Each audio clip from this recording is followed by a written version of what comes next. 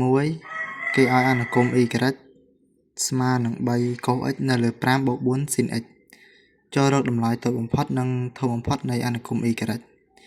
ចឹងដើម្បីដោះស្រាយលំហាត់សពកាយបានទី1គេមកអស់គឺយើងត្រូវអានប្រធានឲ្យយល់ឲ្យដឹងថាប្រធានរបស់គេហ្នឹងគឺគេចង់ឲ្យយើងធ្វើអ្វីអញ្ចឹងនៅពេលដែលយើងយល់ថាគេចង់ឲ្យធ្វើអ្វីអញ្ចឹងយើងមកមើល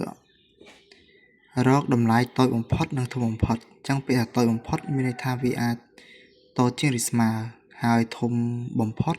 មានន័យថាវាអាចធំជាងឬស្មើអញ្ចឹងអនាគតទៅនៅពេលដែលយើងរកឃើញតម្លៃ y គឺច្បាស់ជា y ហ្នឹងគឺស្ថិតនៅចន្លោះតូចហើយនិងធំហ្នឹងហើយឥឡូវយើងមកមើលការបកស្រាយមក y ស្មើនឹង 3 cos x នៅលើ5បូក 4 sin x ចឹងដើម្បីរកតម្លៃ y យើងបោះ5បូក 4 sin x ហ្នឹងមកអង្គទី1មកអញ្ចឹងវាជួបជាមួយនឹង y អញ្ចឹងបាន y កតាឲ្យ5បូក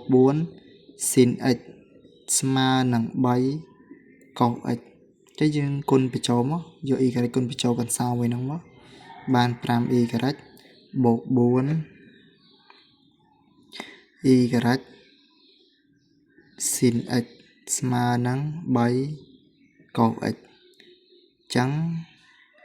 យើងបោះមានន័យថាយើងបោះ 4y sin x ហ្នឹងមកអង្គទី2ប៉ុន្តែសរសេរអង្គទី2នឹងមុនគេចឹងយើងបាន3 cos x ដក 4y sin x ស្មើនឹង 5y ចឹងមូលហេតុដែលយើងបោះដោយសារអី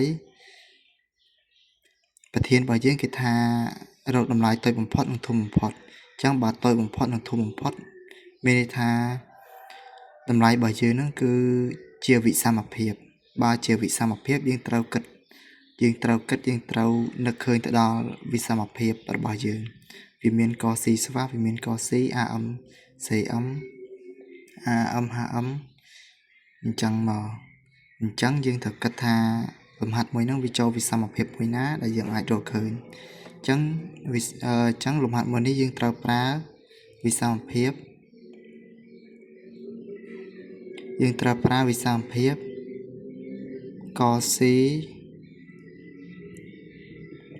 ក c ស្វះនៅពេលដែលយើងច្បាស់វិសមភាពហើយអញ្ចឹងលំហាត់នេះគឺយើងអាចធ្វើបានហើយយើងអាចនឹកឃើញហើយថាលំហាត់ណាចូលវិសមភាពអីលំហាត់ណាចូលវិសមភាពអីឬក៏រូបមន្តអីចឹងទៅអញ្ចឹងក c ស្វះ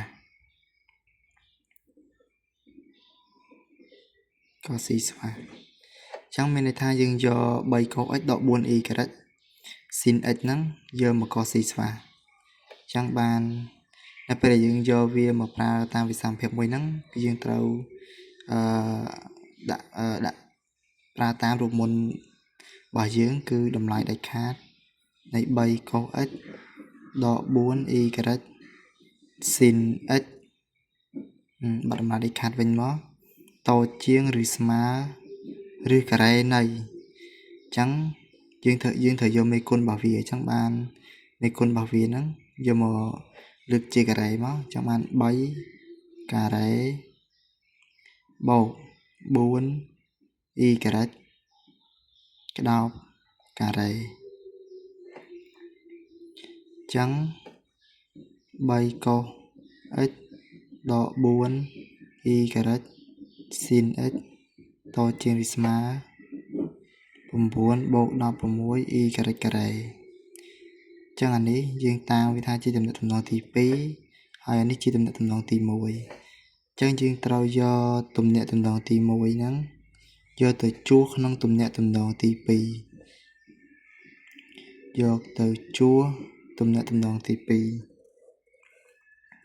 ចឹងតែដឹងថា3 cos x ដក 4y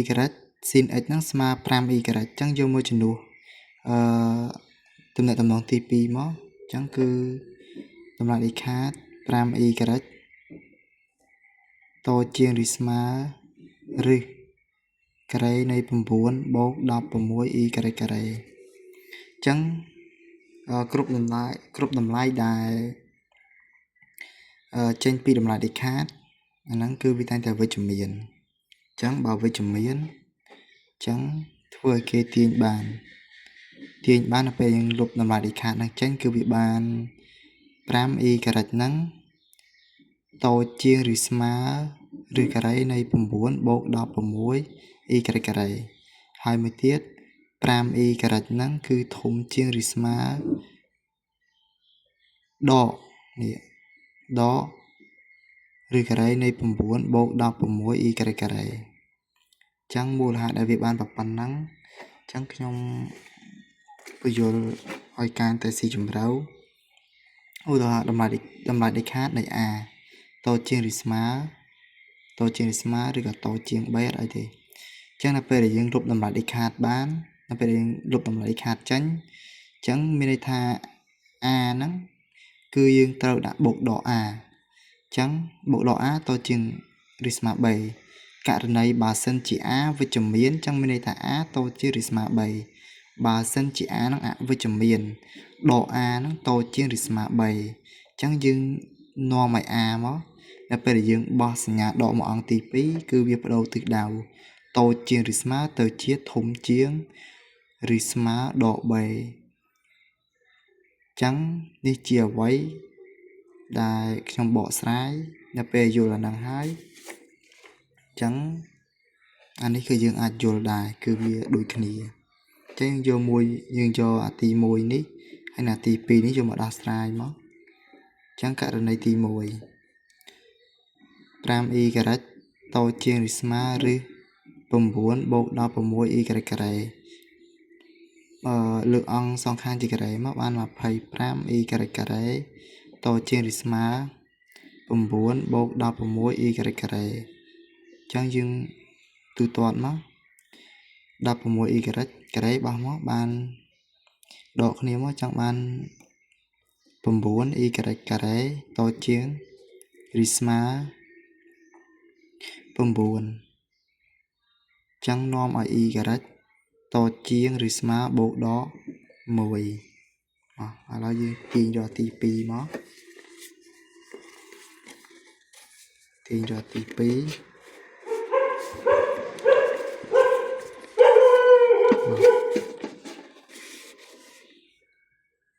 មកចឹងទំនាក់ទំនងទី2គឺ 5e ការ៉ិតធំជាងឬស្មើដកឬការ៉េនៃ9បូក 16e ការ៉េលើកអង្គសងខាងជាការ៉េមកចឹងវាបាន 25e ការ៉េធំជាងឬស្មើ9បូក 16e ការ៉េចឹងយើងមើលមកអានេះវាដូចអាទី1ដែរចឹងគំរូដូចគ្នាធ្វើឲ្យគេទាញបាន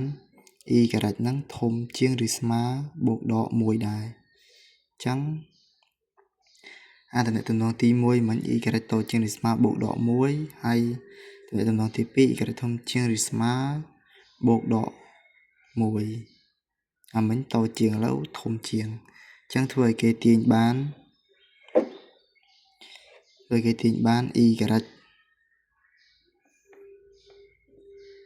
ទំនាក់ទំនងទី1ហ្នឹងគឺចម្លើយរបស់វា e ការ៉ិតធំe ការ៉ិតតូចជាងឬស្មើ 1 ហើយមួយទៀត e ការ៉ិតតូចជាងឬស្មើ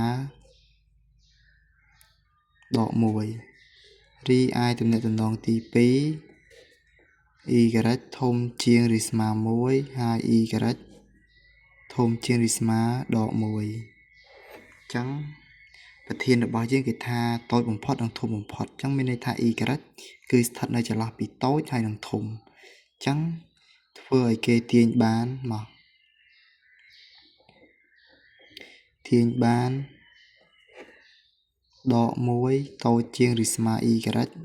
តតូចជាងឬស្មើ 1 អញ្ចឹងចម្លើយរបស់យើងដូចនេះ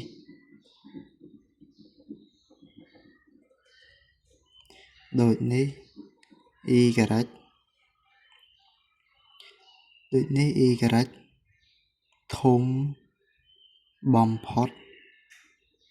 ធំបំផុតហ្នឹងគឺស្មើនឹង ធំបំផុតហ្នឹងគឺស្មើនឹង1ហើយនឹង y តូចបំផុត